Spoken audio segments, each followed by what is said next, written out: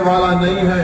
Hello, मैं यहाँ पर जज्बाती तकरीर करके चले जाऊंगा, तुम नारे लगाओगे, मगर याद रखो तब्दीली उसी वक्त पैदा होगी मेरी माँ और बहनों, मेरे बुजुर्गों, मेरे नौजवान साथियों, जब तुम एक मुट्ठी की तरह मुत्तहिद होकर मतदान के दिन, हक रायदही के दिन अपना एक एक वोट आप जिस तरह पहले आपने इस्तेमाल किया था, मजलिस के हक में से एक बार इस्तेमाल करके देखिए।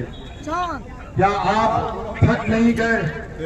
15 साल आपने राजद को मौका दिया, 20 साल नीतीश कुमार की सरकार रही, उससे पहले 20 साल कांग्रेस की सरकार रही, बीच में बीजेपी भी नीतीश कुमार के साथ आ गई।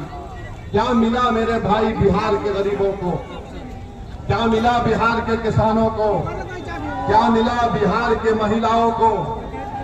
अगर कुछ मिलता तो फिर आज कोई आकर कह रहा है कि तुम फॉर्म भर दो, हम अगर मुख्यमंत्री बनेंगे तो तुमको हम 2500 रुपये डाल देंगे।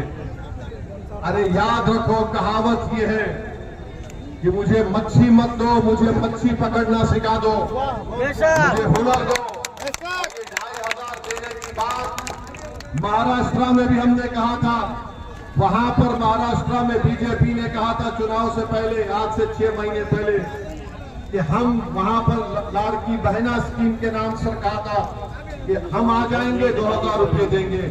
आप फोन मिलाकर महाराष्ट्र मुंबई में पूछो, वहां की खवातीन ये पुकार कर कह रही है कि हमारा वोट हासिल किया, हमारे अकाउंट में पैसे नहीं आ रहे।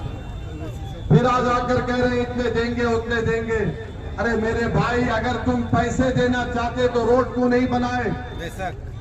जो कि हाथ से यहाँ पर आपने मजलिस का टिकट जो शख्स लेकर आया था उसको आपने वोट दिया, क्या वो काम करवाया? जो कि हाथ में बताइए हमको। नहीं करवाया, करिए मत, क्या वो काम कुछ करवाया आपका?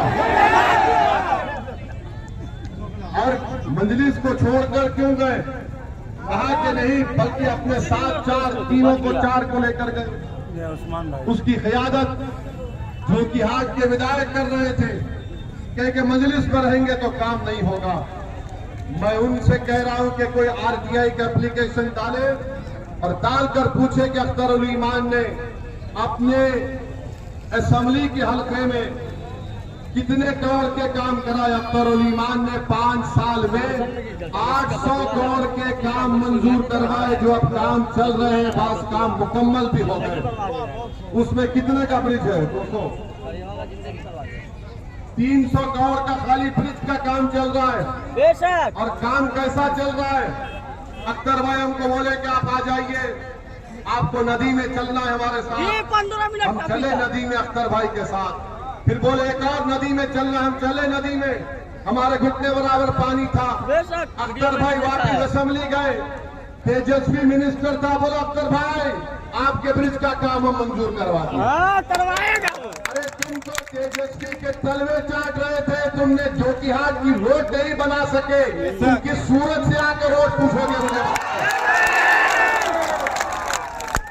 तुम तो खींच कर लेकर गए, तुम तो सबके लीडर बन के गए, तुम तो डाकुओं के बड़े लीडर बनकर गए थे। क्या मिला तुमको? और इन लोगों को तकलीफ क्या है? क्यों इन लोगों को खींचा इन्होंने? क्योंकि आपने अपने ओर से सीमांचल में मुसलमानों की एक सियासी लीडरशिप को पैदा किया। तो मोदी को तकलीफ, अमित शाह को तकलीफ, नीतीश कुमार को तकलीफ, लालू को तकलीफ, कांग्रेस को तकलीफ। ये कौन है वो लोग जिसको हम 60 साल से इनके जज्बात को दबा कर रखे थे, डरा कर रखे थे, इनको खिलौने देकर बहला कर रखे थे। आखिर ये क्या हुआ कि इन्होंने अपने वोटों से अपने दिल में छुपी हुई जज्बात को वोट के जरिए अपने नेताओं को कामयाब कर दिया। इसीलिए मजलिस के 4 MLA को खरीदा गया। मगर अब दोबारा हमारे पास मौका आया। मेरी आप तमाम से अपील है कि जब मतदान का दिन होगा, जो कि हाट में और सीमांचल में, आपको उसी शिद्दत और उसी ताकत और उसी मोहब्बत के साथ निकलकर, बल्कि जो कि हाट की आवाम से मैं दर्दमंदाना अपील कर रहा हूं, जिसने आपके जज्बात को धोखा दिया, जिसने आपके जज्बात का मजाक उड़ाया, जिसने आपकी आंख से आंसू जो खत्म हो रहे थे उन आंसुओं को फिर से जारी कर दिया, जो हमारे नौजवानों को नजर आ रहा था कि मेरा मुस्तकबिल अच्छा होगा, जिसने नौजवानों के मुस्तकबिल को अंधेरा कर दिया। मैं उन तमाम से अपील कर रहा हूं, एक मर्तबा निकलिए और लाखों की तादाद में निकलिए। मैं आपसे फिर से कह रहा हूं कि आप पतंग छाप पर बटन दबाकर सीमांचल को एक नई राह पर लेकर जाइए, सीमांचल में इंकलाब पैदा करिए।